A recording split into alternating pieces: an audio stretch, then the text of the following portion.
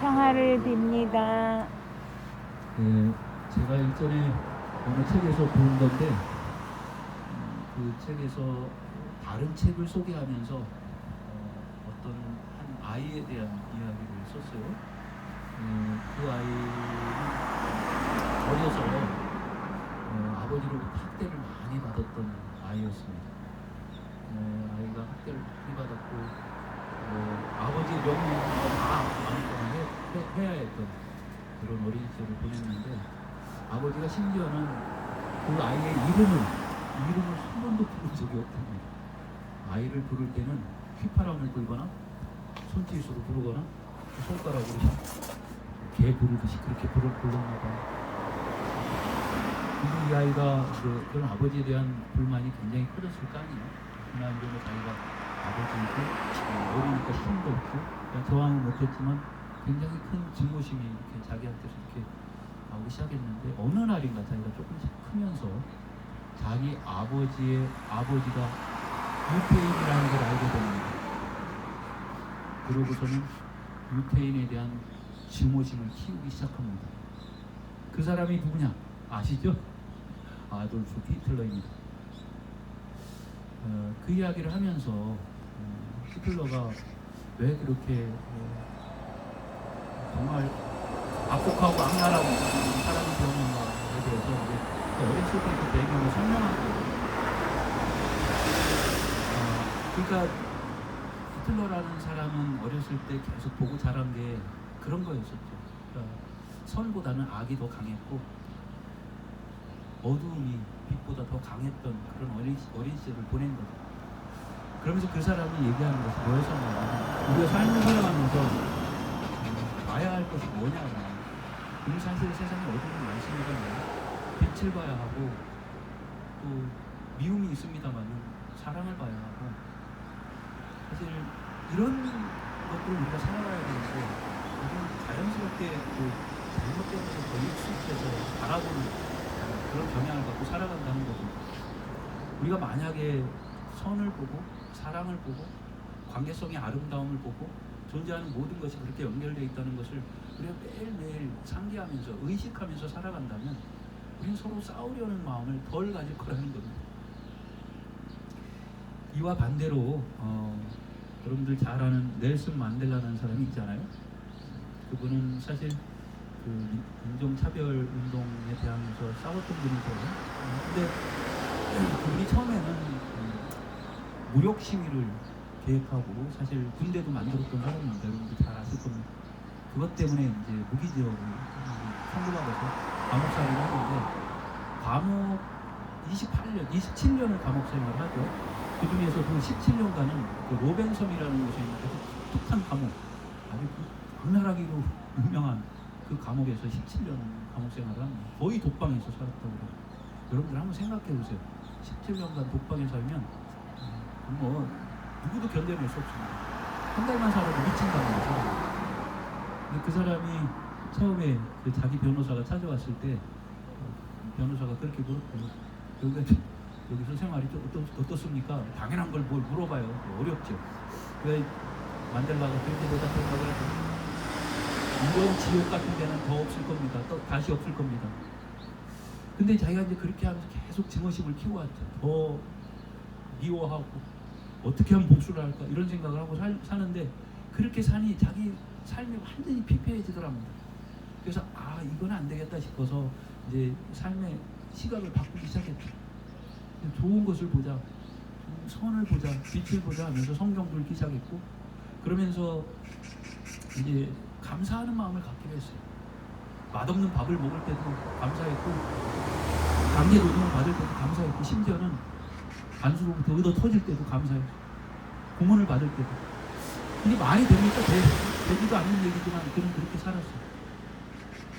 그 다음에 다시 변호사가 왔을 때 변호사가 또 물었죠. 지금은 좀 어떻습니까? 지금은 하늘나라입니다. 물론 자기 마음에 하늘나라였겠죠. 아직도 고통스러운 곳이었지만, 그러고 나서 그분이 27년 복역을 마치고 출소했을 때 그분이 한 아주 아름다운 일화가 여러 가지가 있는데 그 중에 2개가 있어요.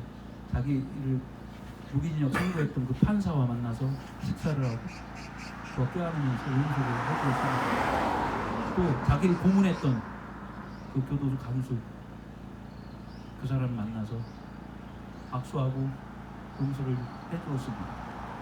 그런 힘이 어디서 나왔을까요? 그가 살았던 긍정의 힘입니다. 많은 사람들은 뭔가를 또 고쳐야지만이 선이 이루어진다고 생각하는데 사실은 악을 끌어안을 때 그것이 가능한 거거든요. 가능한 거거든요. 실제로 지금 우리 뭐 사드니 뭐니 뭐 이런 얘기 왜 사람들이 전쟁을 할까요? 왜 사람들이 이런 전쟁을 자꾸 부추기면서 이런 시설을 만들려고 하고 기지를 만들려고 할까요? 그걸 보호하려고 할까요? 근데 사실은 우리가 흔히 얘기하는 방어 무기 이런 거 실제로 없어. 무기는 무조건 살생 무기입니다. 공격 무기일 뿐입니다. 왜 공격을 하려고 할까요? 계속 그걸 보고 살기 때문에 그래요. 나를 방어하기 위해서는 계속 공격해야 됩니다. 우리가 그런 얘기를 하잖아요. 최선의 공격이 최선의 방어다. 우리가 이런 삶을 살아가고 있는 거예요. 이 세상이 이렇게 돌아가는 이유가 바로 그런 거라고. 오늘 예수님께서는 사람들을 배불리시는데 사실 이 배불리시는 것이 단순히 그냥 그들의 배고픔을 이렇게 채우시는 것이 아니라 그들이 갈망하고 있었던 사랑, 선, 빛 이것을 채워주시는 것일까요? 저는 믿어요. 그들이 예수님을 보면서 예수님 사랑의 마음을 봤을 겁니다. 제가 언젠가 그 어떤 동화 같은 근데 이걸 주제로 해서 쓴 글이었죠. 어떤 그 엄마하고 아들이 여기 이 군중에 포함되어 있었어요. 근데 자기들이 나중에 먼 길을 왔다 갔다 해야 되니까 먹으려고 보리빵 5개를 꼽을 쳐놨었어요. 그런데 이제 어떤 제자가 예수님의 제자가 이제 애가 그걸 갖고 있는 걸 보고 데리고 가서 얘기를 한 거죠. 여기 있다고. 그러니까 아이가 이제 그걸 예수님한테 주고 왔죠.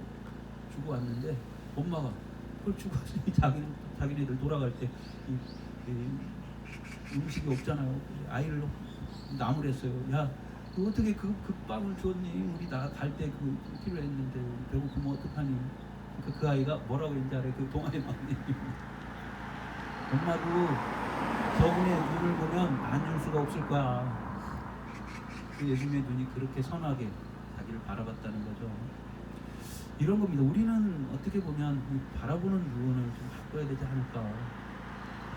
뭐 그렇게 우리가 방어하고 누구도 만들어야 되고 뭐 제가 오면서 그런 얘기 했지만 지금 공항 뭐 이런 거 하는 것도 사실은 우리가 성내가 다 있는 거죠. 아시죠 여러분들?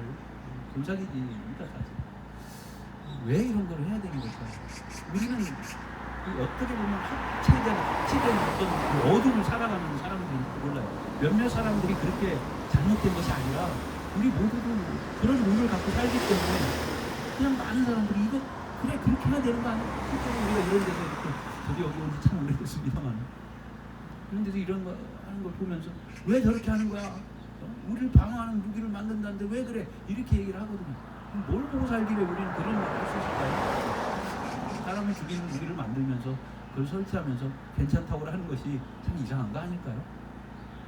우리가 살아온 우리의 시각이 이렇게 우리를 초면에 보이게 만드는 거 아닐까 하는 생각을 합니다. 오늘 우리 예수님을 이렇게 바라보면서 우리는 어떤 마음으로 살아가야 할지 그리고 어떤 마음으로 우리 기도를 하면서 주님께 참여해야 될지 생각해봐야 될 겁니다. 우리가 평화를 얻고 새로운 화해를 살기 위해서는 우리 먼저 우리 자신의 시각을 바꿔야 된다는 참 중요한 것이 아닐까 생각을 합니다.